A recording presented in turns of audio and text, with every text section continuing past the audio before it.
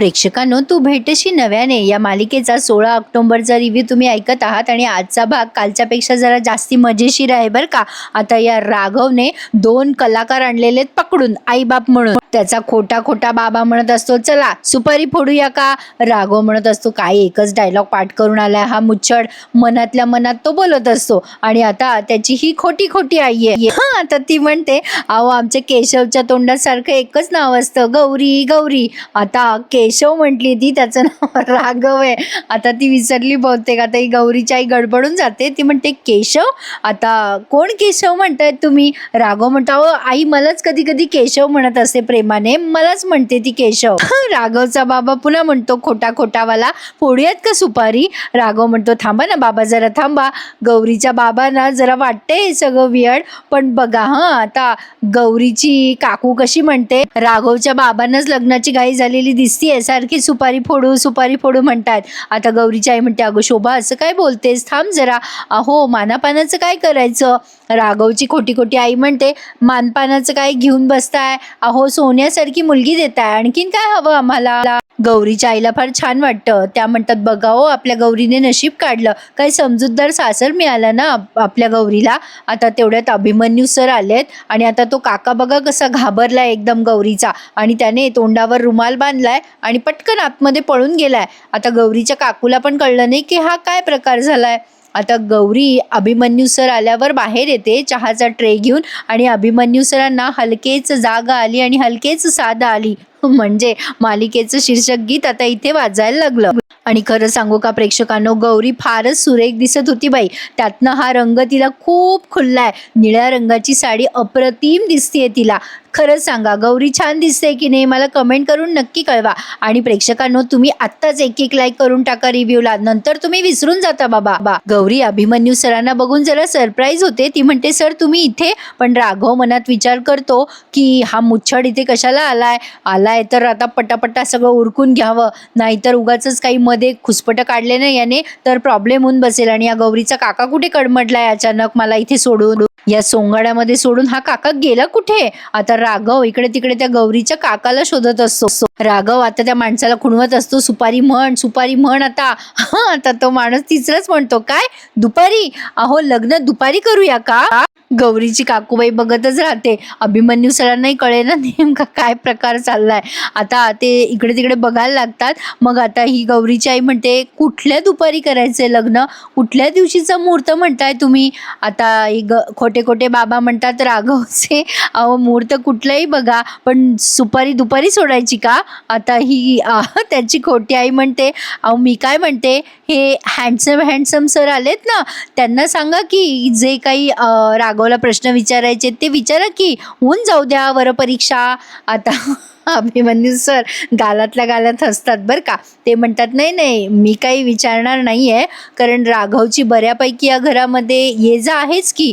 तर आता ती खोटी खोटी आई म्हणते, हो म्हणजे काय, त्याला आवडली आहे ना ती. गौरीचे बाबा म्हणतात, नाही पण तुम्ही विचारा ना सर, काही विचारायचं असेल तर. आता पटकन अभिमन्यू सर विचारतात, कुठे आहात तुम्ही राहायला. मग हा खोटा खोटा बाबा गडबडून जातो. तो म्हणतो, आम्ही भांडुपला राहतो, डम्पिंग स्टेशनच्या बाजूला. मग आता पंपिंग असं त्याने पटकन करेक्शन केलंय. आता अभिमन्यू सर म्हणतात, अच्छा माझ्या क्लासमधला विद्यार्थी राहतो तिकडेच. आता ती खोटी आई म्हणते, अच्छा हो का, मला तिथलं फारसं माहिती नाहीये. म्हणजे हे राहतात वेगवेगळ्या ॲड्रेसवर, हे लगेच लक्षात येईल ना कोणाच्याही. पण आता सगळेजण तिच्याकडेच बघायला लागतात आश्चर्याने. अभिमन्यू सर म्हणतात, काय तुम्ही तर तिथेच राहता ना, तुम्हाला माहिती नाही. आता राघव म्हणतो, नाही सर, ॲक्च्युली काय आहे ना, आईचं जरा जास्ती बाहेर पडणं होत नाही, तिला न्यायचं तर मीच नेत असतो बाहेर कुठे. आणि अहो बाबा, पण मुहूर्त ठरवायचा का लवकर. आता तो बाबा त्याला 2दा आवाज देतो, कारण तो थोडीच त्याचा बाबा आहे. आता तो म्हणतो राघव की मला बेंगलुरूला जायचंय, इकडे जायचंय, तिकडे जायचंय, मला घाई आहे. राघवची खोटी आई म्हणते, 3 दिवसानंतर चांगला मुहूर्त आहे. गौरीचे बाबा म्हणतात, गौरी अगं 3 दिवसानंतर लग्न करायचंय का. आता गौरीला आलंय टेन्शन, पण आता ती करते नुसतं. आता पर्याय सोडलेला नाहीये तिच्या पुढे कोणी, ती तरी काय करणार बिचारी. मग आता अभिमन्यू सर आणि राघव दोघेही सोबत तिला कॉंग्रॅच्युलेशन करतात. मग आता गौरी थँक्यू म्हणते, तेही अभिमन्यू सरांकडे बघून. त्यामुळे राघवला आलाय राग. आता म्हणतो तो खोटा खोटा बाबा, चला फोडूयात का सुपारी आता. आता ही गौरीची आई म्हणते नको नको आज नको, आज आपण जमले खरं सगळेजण, पण आपण हा कार्यक्रम लग्नाच्या दिवशी सकाळीच ठेवूयात. मग गौरीची काकू म्हणते हो वहिनी चालेल ना, आता सगळेजण जमलेच आहेत ना तर तोंड गोड करूया. तसं पण हे सर स्वीट घेऊन आलेच आहे की. गौरीची काकू भारी इंग्लिश बोलते बाई. आता हे पेढा भरवत असताना तो पेढा एकदम खाली पडतो आणि अभिमन्यू सर ते कॅच करतात आणि अभिमन्यू सर त्यांच्या हाताने गौरीला आधी पेढा भरवतात. म्हणजे सुरुवात झाली आहे बरं का प्रेक्षकांनो, म्हणजे लगीन घाई झाली आहे. म्हणजे अभिमन्यू सरांच्या हातानेच तिने पहिले गोड खाल्लाय आणि आता सगळेजण टाळ्या वाजवतात. आता हा राघव सुद्धा तिला पेढा देतो आणि मग आता तिची आई म्हणते गौरी तू पण भरव की राघवरावांना. पण आता गौरीला ते काही आवडत नाही. मग तिचे बाबा म्हणतात जाऊ दे ग माधवी, ती लाजत असेल ग. आता त्या राघवचे खोटे खोटे बाबा अचानकच म्हणतात काय म्हणताय मग, तब्येत वगैरे कशी म्हणते सा. आता तर राघव म्हणतो बाबा अहो हे विचारायची वेळ आहे का, आता निघायची वेळ आली आहे की नाही. आणि राघव आता सगळ्यांचा निरोप घेतो. आता अभिमन्यू सर म्हणतात हो ये. तर आता प्रेक्षकांनो तो राघव गेल्यानंतर गौरीची आई म्हणते थँक्यू हा सर. आता हे अभिमन्यू सर म्हणतात थँक्यू काय त्यात, तुम्ही हक्काने सांगितलं आणि मी आलो. आता त्या गौरीचे बाबा अभिमन्यू सरांना म्हणतात मला आठवत नाही पण मी तुम्हाला कुठेतरी बघितलंय हो अभिमन्यू सर. आता अभिमन्यू सर म्हणतात आपण तर परवाच भेटलो ना. तर आता गौरी म्हणते अहो बाबा तुम्ही कॉलेजमध्ये बघितलं असेल सरांना. मग अभिमन्यू सर आता गौरीच्या घरच्यांचा निरोप घेतात आणि निघून जातात. पण आता गौरीचे बाबा मात्र सारखे आठवत आहेत की आपण यांना कुठेतरी बघितलंय. आता अभिमन्यू सर गेल्यानंतर गौरीची आई तिला काही पैसे देऊ करते आणि म्हणते गौरी अगं हे पैसे घे आणि आजच्या आज लग्नाची शॉपिंग करून टाक बरं. एका कामासाठी 2-2 माणसं कशाला, म्हणजे शोभा आणि मी काही येत नाही बाई, घरी सगळी तयारी करावी लागेल. आता गौरी म्हणते आई एवढे मोठे पैसे कुठून आणलेस तू. आणि गौरीचं लक्ष अचानक तिच्या आईच्या हाताकडे जातं आणि ती म्हणते आई तुझ्या बांगड्या कुठे गेल्या ग. आता तिला लक्षात येतं गौरीला की आईने तिच्या बांगड्या विकलेल्या आहेत या लग्नासाठी. मग आता गौरीची आई म्हणते बाळा अगं आमची सगळी हाऊसमौस झाली आहे ग, तुझ्यासाठी आम्ही एवढं पण नाही करू शकत का. गौरी म्हणते नाही आई मी नाही करणार असं, बांगड्या विकल्यात आणि त्यावर लग्नाची शॉपिंग. तिचे बाबा म्हणतात बेटा गौरी माझ्याकडे पैसे असते ना तर हा प्रश्न नसता आला ग. आता कार्य प्रसंग साजरं करायला असं करावं लागतं बाळा. आई वडील म्हणून आपण करू शकतो, आम्ही करू शकतो की नाही एवढं. चल पटकन पैसे घे आणि तुला कॉलेजला जायला उशीर होतोय ना, चल जा बरं कॉलेजला. तर आता गौरी नाहीच म्हणत असते पण तिचे बाबा आग्रहाने आणि प्रेमाने तिला ते पैसे देतात. आता पुढे बघा प्रेक्षकांनो, आता पुढच्या सीनमध्ये आपण बघतोय या अर्पिताने तिच्या नवऱ्यासाठी शिरा केलेला असतो केळी घालून. ती आता विचारते त्यांना का हो कसा झाला हो शिरा, मी अगदी सत्यनारायणाच्या प्रसादासारखा केला बघा शिरा, अगदी केळी वगैरे घालून, आवडला का तुम्हाला.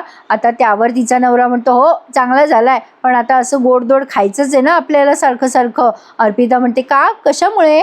आता तो शेखर म्हणतो अगं ते अभिमन्यूची ती स्टुडंट नाही का गौरी, अगं तिचं लग्न ठरलं म्हणे, आता तिचं लग्न आहे तर आपल्याला गोडधोड खावंच लागेल ना लग्नामध्ये.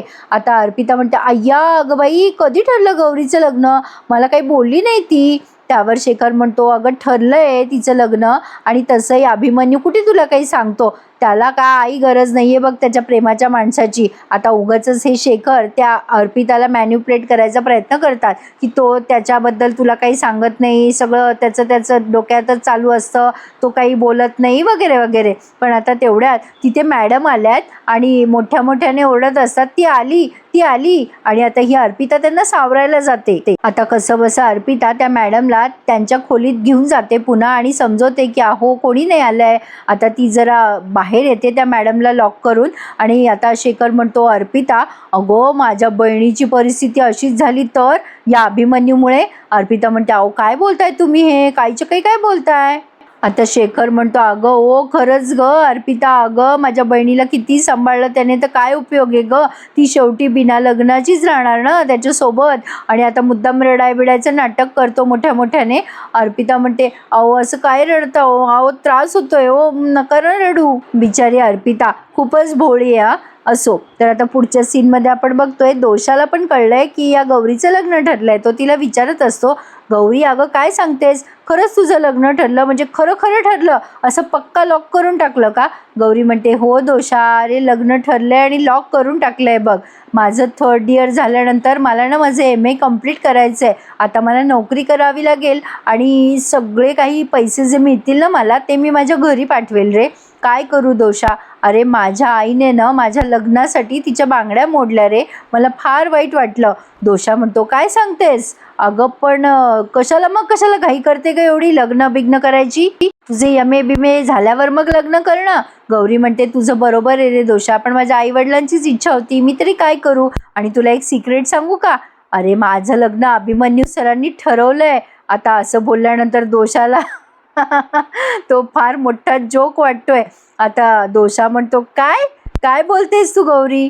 गौरी म्हणते, हो अभिमन्यू सर भेटले त्याला, त्यांनी त्या मुलाला भेटले ते बऱ्याचदा आणि त्यांनीच ग्रीन सिग्नल दिला. आता अभिमन्यू सर भेटले म्हणल्यावर प्रश्नच मिटला.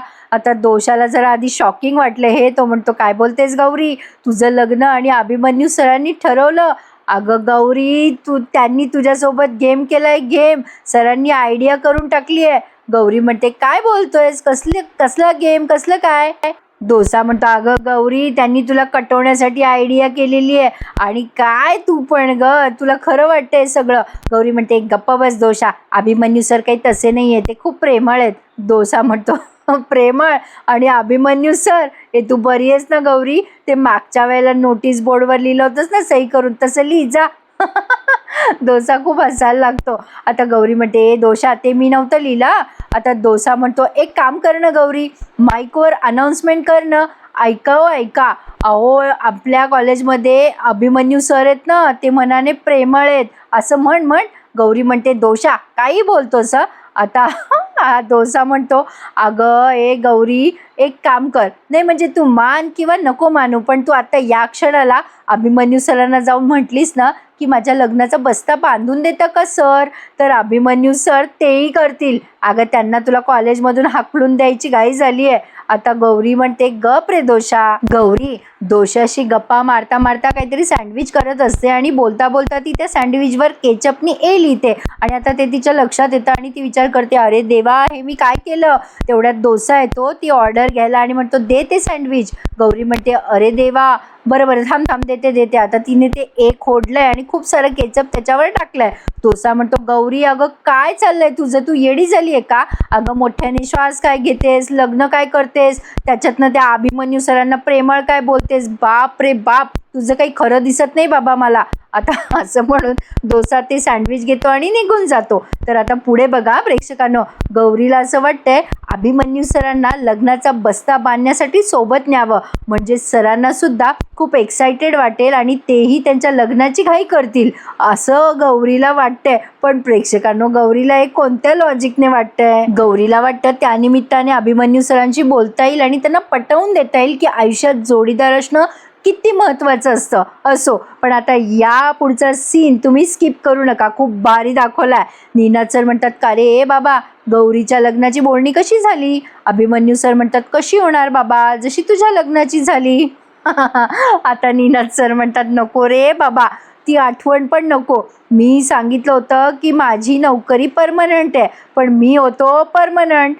अरे मला तेव्हा एवढी धाकधूक वाटत होती की माझं हे पितळ उघडं पडतं की काय आणि माझं लग्न मोडतं की काय, पण नाही, तेव्हा काही झालं नाही. आता अभिमन्यू सर म्हणतात, तुझं काय? अरे तू तुझ्या सासऱ्याची फसवणूक केली तर. आता नीनाद सर म्हणतात, माझं सोड रे बाबा, माझं घोडं कधीच झालंय लग्नाचं, पण तुझं सांग, तू कधी जाणार आहेस भोवल्यावर चढायला? नाही, मला वाटलं गौरीचं लग्न ठरलं तर तू आनंदी असशील, एक्सायटेड असशील, पण तू मात्र इथे मुलांच्या वया तपासत बसलाय. तर आता अभिमन्यू सर म्हणतात, अरे हो आहेच मी एक्सायटेड. लग्न झाल्यानंतर गौरी इथून निघून गेली की मला टेन्शन नाही, मग मी पहिल्यासारखा मोकळा. आता नीनाद सर अभिमन्यू सरांना टोमणा मारत म्हणतात, पुन्हा एकदा तन्वीच्या प्रेमामध्ये झुरत बसणारा तू तसाच राहणार. अभिमन्यू सरांना ते खूप लागलंय आणि ते त्यावर त्यांना उत्तर देतात की हे बघ निनाद, ते दुःख म्हणजे माझी ओळख आहे आणि ती मला मिळालेली शिक्षा आहे असं समज. कोणावर तरी प्रेम करण्याची शिक्षा, जीवापाड प्रेम करण्याची शिक्षा आहे ती. निनाद सर म्हणतात, अरे अभि, तू न केलेल्या चुकीची शिक्षा आहे ती तुला, आणि कहर म्हणजे ती तू भोगतोयस. काय गरज आहे अभि हे सगळं करायची? तर आता अभिमन्यू सर म्हणतात, हो भोगतोय ना, मला कुठे सुटायचे या शिक्षेतनं. ही शिक्षा मी आयुष्यभर भोगणार आहे. ही शिक्षा, हे दुःख आता माझ्यासोबतच संपणार आहे. मी, माझं दुःख आणि माझी शिक्षा हे आयुष्यभर राहणार आहे. तर आता निनाद सर म्हणतात, तुझं ना अरे अभि, निनाद सर म्हणतात, तुझं ना अभि त्या विक्रम वेताळातल्या गोष्टीमधल्या विक्रम सारखं आहे. म्हणजे त्या वेताळानं माती खाल्ली आणि तो विक्रम दरवेळेला विक्रमने माती खाल्ली आणि वेताळ उडून गेला. तसं झालंय तू. विक्रमाला जणू हौसच आहे वेताळाला मानगुटीवर बसवून घेण्याची. त्यावर अभिमन्यू सर म्हणतात, हो पण वेताळ जर गोष्टीमध्ये नसेल तर गोष्टीमध्ये मजा पण येणार नाही ना, आणि गोष्ट अपूर्ण राहील नाही का निनाद. मग आता निनाद सर म्हणतात, त्या विक्रमाला कोणीतरी सांगायला हवं की तुझी मानगुट आहे ना जरा मोकळी ठेव, जरा हलकं हलकं वाटेल, एखादी ललना मानगुटीवर तुझ्या बसू शकेल. अभिमन्यू सर निनाद सरांकडे रागाने बघतात आणि निनाद सर आता तिथून उठून जातात. आता तेवढ्यात गौरी येते आणि म्हणते, अगं बाई, कोण बसले तुमच्या मानगुटीवर? आणि अभिमन्यू सरांना चहा देते. आता अभिमन्यू सर तिच्याकडे बघतात आणि मग गौरी म्हणते, अहो सर, जे कोणी तुमच्या मानगुटीवर बसलंय त्याच्यासाठी पण चहा आणू का? अभिमन्यू सर म्हणतात, अगं गौरी, ही जी तुझी मानपान करायची जी म्हणजे सवय आहे ना, ती लग्नानंतर कायम ठेव बरं का. म्हणजे अभिमन्यू सरांना म्हणायचे की मी कधी आलो तर मला चहा बिहा पाच बाई. असो. तर आता गौरी त्यांच्याकडे बघत असते तेव्हा अभिमन्यू सर म्हणतात, काही हवंय का तुला गौरी? गौरी म्हणते, सर मला लग्नाच्या शॉपिंगला जायचंय. मग अभिमन्यू सर म्हणतात, मग पैसे वगैरे हवेत का? आता गौरी म्हणते, नको नको सर, मला ना ॲक्च्युली तुम्हाला सांगायचं होतं की आई म्हणाली की लग्नाच्या खरेदीला सरांना घेऊन जा. अभिमन्यू सर चहा पित असतात आणि चहा पिता पिता त्यांना लागतो ठसका आणि ते म्हणतात, काय, मी तुझ्यासोबत खरेदीला? आणि आईने सांगितलं असं तुला? हां. गौरी म्हणते, हो सर, आईने सांगितलंय तुम्ही आणि मी खरेदी करायला. पण बघा ना, अनु पण येणार होती सोबत, पण ती आज आलीच नाही आहे. अभिमन्यू सर म्हणतात, नाही नाही, मला काही कळत नाही त्यातलं, तू जा तुझी तू. आता गौरी म्हणते, कळत नाही ना तुम्हाला? पण तुम्हाला कळत नाही ना असं तुम्हाला वाटतं. आता तर तुम्ही चलाच. मराठीचं सौंदर्यशास्त्र एवढं सुंदर शिकवता तुम्ही आणि म्हणतायत की तुम्हाला यातलं कळत नाही. नाही बाबा, माझा तर विश्वास नाही आहे सर. तुम्ही जे काही दिलं ना ते मी पटकन घेईल आणि डोळे झाकून विश्वास ठेवेल मी तुमच्यावर. चला चला. अभिमन्यू सर म्हणतात, नाही नाही बाबा, मला वेळच नाही. गौरी म्हणते, अहो सर, केव्हाही चला, दुकानं रात्रीपर्यंत उघडी असतात. अभिमन्यू सर म्हणतात, नाही ग बाई, मला ते शॉपिंग वगैरे नाही जमत, खूप वेळ लागतो त्याला. आता गौरी म्हणते, बरं, मी आईला सांगते की उद्या जातो आम्ही, या सरांना वेळ नव्हता. आता गौरी जरा बदमाशी करते आणि मनात विचार करते, काय खडूसे हे सर, आणि विचार पण नाही करत, असा थांब पण म्हणत नाही मला. आता गौरी मुद्दाम अभिमन्यू सरांना म्हणते, सर काय झालंय की 2च दिवस राहिले तो, आणि आता एकदा का हळद लागली मला की मला बाहेर नाही पडता येणार. मला असं वाटतं की आईला सांगून मी लग्न जरा पोस्टपोन करून टाकू का? नाही म्हणजे नंतर केलं तर बरं होईल लग्न. आता अभिमन्यू सरांना कळत नाही ती काय बोलते. ते आधी म्हणतात, हां ठीक आहे चालेल, पण पुन्हा म्हणतात, अगं नाही नाही, थांब थांब, अगं ठरलंय ना तुझं लग्न, असं खरेदी वगैरे तुझ्या घरच्यांची तयारी चालू झाली असेल, अगं लग्न आहे शेवटी. मग आता गौरी म्हणते, सर पण तुम्हाला कुठे वेळ आहे माझ्यासोबत यायला? अभिमन्यू सर म्हणतात, अगं नाही, आहे ना वेळ, मला आहे, वेळेचं काय एवढं, अगं निनाद सरांना सांगतो ना मी, ते माझे लेक्चर घेतील, मी येतो हां तुझ्यासोबत. गौरी म्हणते, बरं चालेल, तुम्ही निनाद सरांना भेटा आणि मी गावरून गेटजवळ येते कॉलेजच्या. अभिमन्यू सर तिला म्हणतात, बरं हो चालेल. आता तिच्याकडेच बघतात ते. गौरी त्यांच्याकडे बघून स्माईल करते आणि जाते निघून.